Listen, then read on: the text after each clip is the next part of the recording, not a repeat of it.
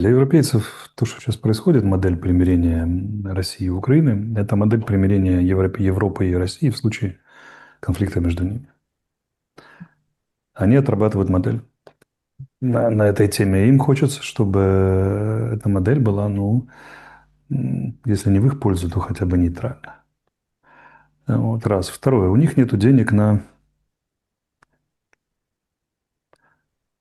Второе. У них нет денег на поддержку Украины.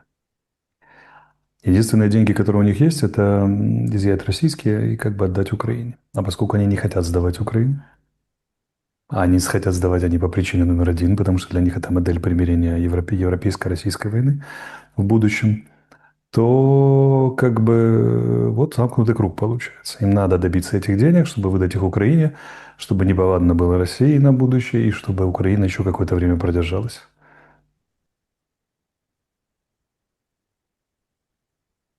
Все очень Э, просто.